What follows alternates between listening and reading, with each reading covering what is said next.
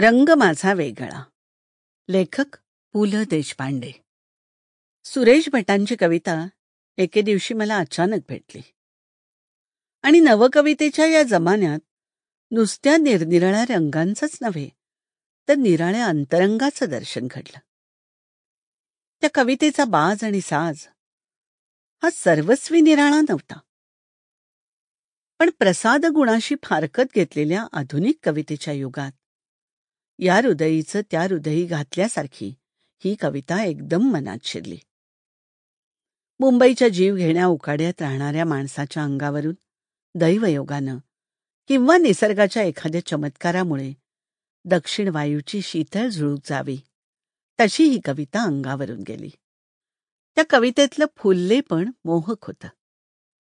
कळ उमटवून जाण्याची तिची ताकदही मोठी होती. आणि त्या कवितेत सुगंधासारखं गाणं दडलेलं होतं.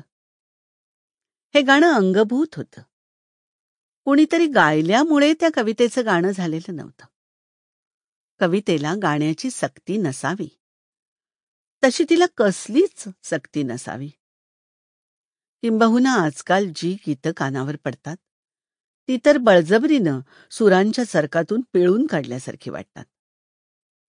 त्या गीतांना गात गात हिंडण्याची अंतरीची ओढ नसते. ते शब्द सुरांसाठी तहानलेले नसतात. त्यात सूर कोंदलेले नसतात, कोंबलेले असतात. गीतात सुरातून उमटण्याचा अपरिहार्यपणा असावा लागतो. त्या उलट काही कविता अत्यंत समंजसपणानं Sample complete. Ready to continue?